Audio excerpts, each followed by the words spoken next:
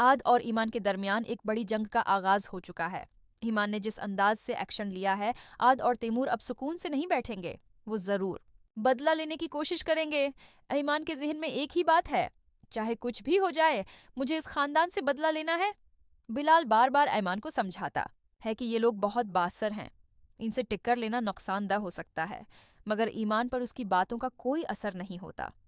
ईमान के दिल से अब खौफ खत्म हो चुका है और उसके जहन में एक ही मकसद है, मैं उस खानदान से अपनी बेगनाही मनवाना चाहती हूँ।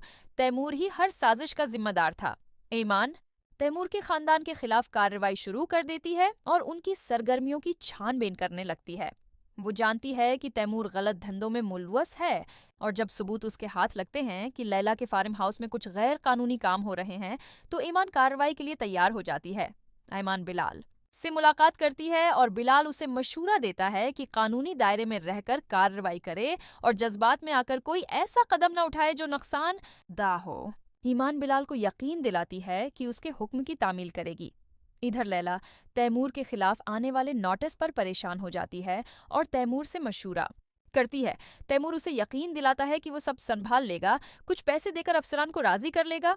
लैला मुतमईन हो जाती है, लेकिन उसे मालूम नहीं कि ऐमान अब किसी दबाव में आने वाली नहीं है। लैला अपनी माँ से शिकायत करती है कि तैमूर की शादी ज़ारा से क्यों हुई, जबकि वो खुद तैमूर की हर ख्वाहिश पूरी कर सकती थी।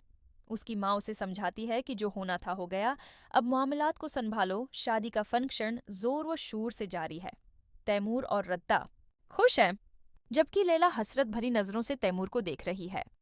ज़ारा को यह सब पसंद नहीं आता और वो तैमूर की बहन से बहस करती है कि उसकी जिंदगी किस तरह बर्बाद की गई। आसी दौरान शादी की तकरीब में ईमान पुलिस के हमराह दाखिल होती है। सब शिशद्र रह जाते हैं।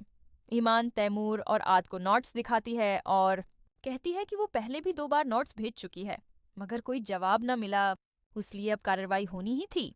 ईमान की आमद से शादी का फंक्शन मुकम्मल तौर पर खराब हो जाता है। ईमान हुक्म देती है कि वियर हाउस बंद कर दिया जाए और कोई शख्स वहां मौजूद ना हो। तैमूर शिशदर है, उसे यकीन नहीं आता कि ईमान इतनी ताकतूर हो चुकी है।